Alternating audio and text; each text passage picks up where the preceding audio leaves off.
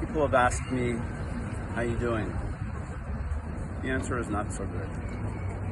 I'm in Tel Aviv in Kikal HaChatufim, the hostages square.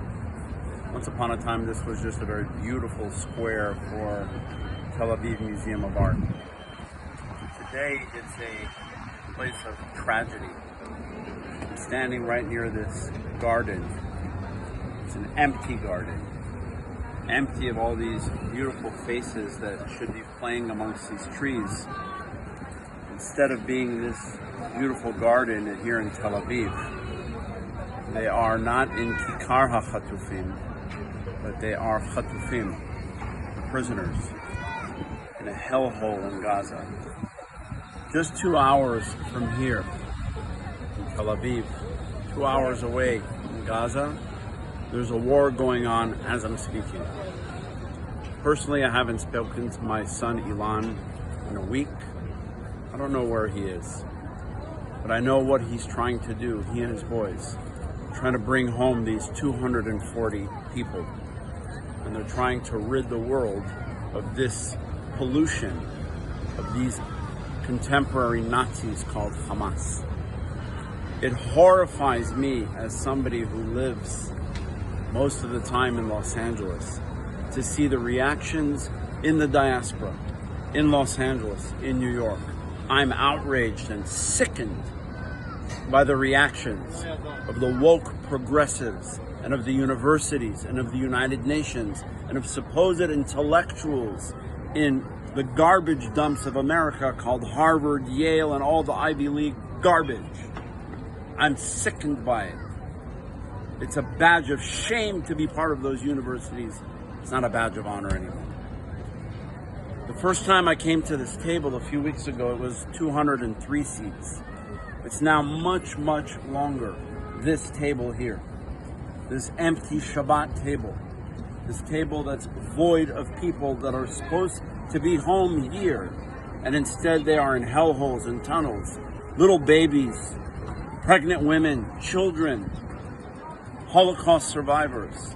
What does the world do? It doesn't care. The world can go F itself, excuse my language. I'm angry and I'm scared, but I have a lot of hope in the strength of the IDF, in the morality of the IDF. The morality, when I say morality, it means to be once and for all the moral army that's going to rid the world of evil. That's what the Torah says. Get rid of evil from the world. And that's what our boys are doing. All of them, boys and girls, men and women, north and south. That's where my kids are. And that's where thousands of people's kids and of husbands and wives, that's where they are right now. And shame on anybody who says a word about the IDF. Shame on you. Shame on the Jewish Voice for Peace. Shame on Neturah Karta. Shame on you. You don't count in a minyan. You're not part of the Jewish people. Shame on you. Shame on those who say something against these brave men and women who are risking their lives to rid this world of evil once and for all. I'm angry and I'm worried, but I'm filled with hope. I'm filled with hope that tomorrow is going to be better, that tomorrow we're going to see flowers, and we're going to see these children playing in this garden.